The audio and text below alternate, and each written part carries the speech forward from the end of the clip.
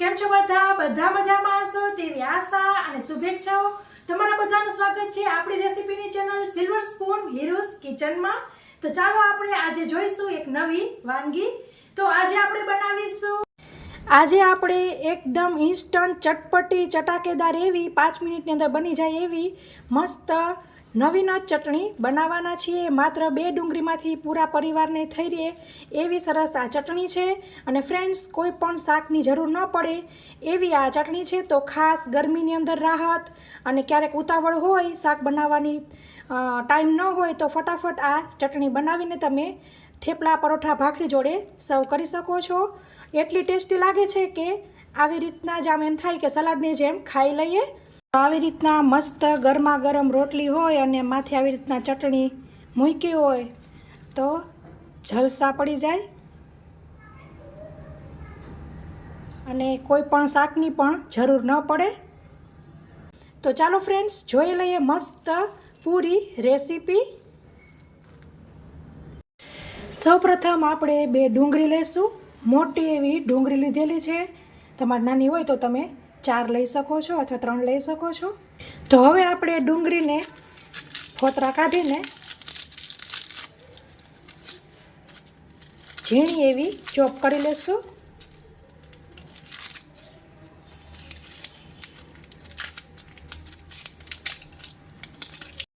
તો આપણે ડુંગળીને સરસ ફોલી લીધી છે ને, હવે તેને ધોઈ નાખશું। તો મારી પાસે આવું ચોપર છે તો તેની અંદર થોડાક આવી રીતે મોટા મોટા ટુકડા નાખીને કટ કરી લઈશું। તમે ચોપર બોર્ડ ઉપર પણ ઝીણી ઝીણી સમારી શકો છો। ઘણા પાસે ઇલેક્ટ્રિક ચોપર હોય છે તો તેમાં પણ તમે ચોપ કરી શકો છો। તો આવી રીતે આપણે ચોપ કરી લીધી છે 2 બેચમાં। તો આપણે આ ડુંગળીને કપથી મેઝર કરીએ તો 1.5 કપ જેટલું થાય છે। પછી આપણે આવી રીતના 1/4 કપ સિંગદાણા લેશું। કાચા જ લીધેલા છે, તમે શેકેલા પણ લઈ શકો છો। તો તેને આપણે આવી રીતે મિક્સર જારમાં લઈ લેશું અને અધકચરા પીસી લેવાના છે, મીન્સ વાટી લેવાના છે। તમે ખાંડી દસ્તામાં પણ ખાંડી શકો છો। તો આવી રીતના અધકચરો ભૂકો કરી લીધો છે। તો તેને આપણે બાઉલમાં એડ કરી લેશું।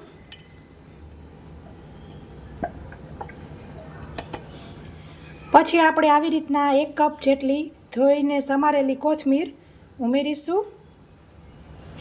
પછી આપણે જે ચોપર યુઝ કર્યું હતું તેની અંદર આવી રીતના 10 જેવી કળી લેશું અને 1 લસણની કળી લેશું અને 1 આવી રીતના મોટું મરચું લઈ તેને મોટું સમારી દેશું અને તેને પણ ચોપ કરી લેશું।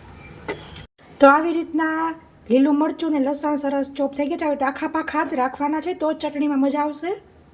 હવે આપણે આની અંદર મસાલા કરી લેશું। 1/2 ટીસ્પૂન ગરમ મસાલો, ધાણા જીરું ઉમેરીશું। હાફ એટલે કે 1 ટીસ્પૂન, સ્વાદ મુજબ મીઠું। હવે આપણે બધું મિક્સ કરી લેશું।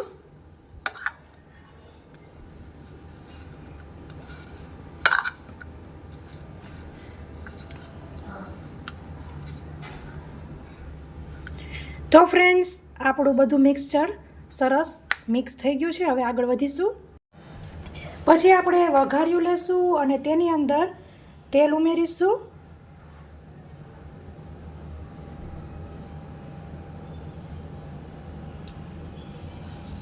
તેલ અહીં થોડુંક સારું એવું લેવું। સાથે આવી રીતના નાનો એવો 1 ઇંચ જેટલો આદુનો ટુકડો લેશું અને આપણે જે લસણ મરચાંના કટકી કરી તેની અંદર ખમણી લઈ લેશું। તેલ ગરમ થઈ જાય એટલે આપણે તેની અંદર ઉમેરીશું 1/2 ટીસ્પૂન જીરું, 1/4 ટીસ્પૂન હિંગ અને જે આપણા આદુ મરચાં અને લસણ હતા તેને ઉમેરી દઈશું। ગેસની ફ્લેમ બંધ કરી દેવી।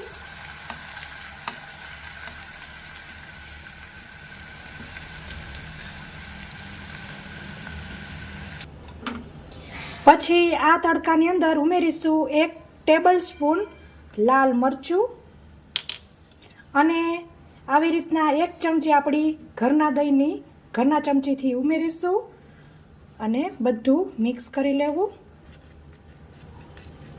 દહીં ઉમેરવું બિલકુલ ઓપ્શનલ છે, પણ 1 ચમચી ઉમેરશો તો બહુ સારો ટેસ્ટ આવશે. આ મિક્સચરને આપણે આની અંદર ઉમેરી દેવાનું છે. બીજું બધું કાચું રાખવાનું છે ફ્રેન્ડ્સ, તો જ બહુ સરસ સ્વાદ આવશે. હવે આપણે બધું મિક્સ કરી લેશું.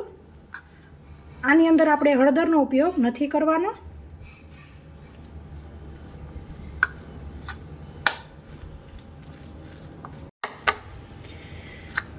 તો ફ્રેન્ડ્સ સરસ મિક્સ થઈ ગયું છે.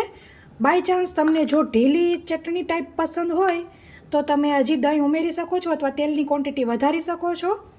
આવી રીતના મસ્ત ગરમા ગરમ રોટલી હોય અને માથે આવી રીતના ચટણી મૂકી હોય તો જલસા પડી જાય અને કોઈ પણ શાકની પણ જરૂર ન પડે. તો ફ્રેન્ડ્સ તૈયાર છે મસ્ત એવી ડુંગળીની ફટાફટ બની જતી એવી ચટણી.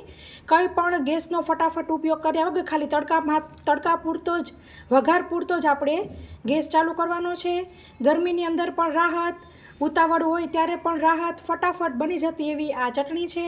મહારાષ્ટ્રની ભાષામાં કહીએ તો આ ડુંગળીનું ઠેચા એટલે કે આખા પાખી તેની ચટણી છે. તો ફ્રેન્ડ્સ આશા રાખું છું કે તમને મારી આ નવીન ચટણીની રેસીપી મહારાષ્ટ્રીયન ડુંગળી ઠેચાની રેસીપી જરૂરથી પસંદ આવી હશે. પસંદ આવી હોય તો લાઈક કરજો, શેર કરજો તમારા પરિવાર મિત્રો સાથે, કોમેન્ટ કરજો તમારા અનુભવ, તમે ઘરે બનાવો તો તમારા અનુભવ મારી જોડે શેર કરજો. તો આ રેસીપીમાં આટલું જ. અને હા ફ્રેન્ડ્સ, તમે મારી ચેનલ ઉપર નવા હોય અથવા તો હજી સુધી મારી ચેનલ સબસ્ક્રાઈબ ન કરી હોય તો જરૂરથી સબસ્ક્રાઈબ કરજો અને બાજુમાં આપેલી ઘંટડી બટન ઉપર ક્લિક કર્યા પછી ઓલ ઉપર જરૂરથી ક્લિક કરજો, જેથી હું જ્યારે રેસીપી અપલોડ કરું ત્યારે તમને ઇન્સ્ટન્ટ નોટિફિકેશન મળે. અને સબસ્ક્રાઈબ કરવું તે બિલકુલ ફ્રી છે અને એક જ વખત કરવાનું છે. તમે ઓલરેડી સબસ્ક્રાઈબ કરી દીધું છે તો તમારે હવે બીજી વખત કરવાની જરૂર નથી મિત્રો. અને તમે મારા રેગ્યુલર વ્યૂઅર્સને જોતા રહો છો, લાઈક કરતા રહો છો, તે લોકોને બધાને ખૂબ ખૂબ ધન્યવાદ. તો અને સાથે બીજી એક પણ વસ્તુ કહેવાની છે કે મારી વ્લોગની ચેનલમાં તમે જરૂરથી વિઝિટ કરજો. હિરલ ગામી કરીને અથવા તો હિરોઝ ફેમિલી વ્લોગ કરીને તમે જોઈ શકો છો. તો તેમાં પણ મારા ફેમિલીના વ્લોગ્સ હું અપલોડ કરતી રહેતી હોઉં છું. તો આખા દિવસનો રૂટીન તેમાં બતાવતી હોઉં છું.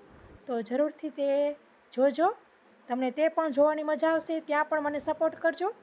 તો આ રેસીપીમાં આટલી જ વાત હતી. ફરી મળીશું એક નવી રેસીપી સાથે. ત્યાં સુધી આવજો. થેન્ક યુ, બાય, જય શ્રી કૃષ્ણ.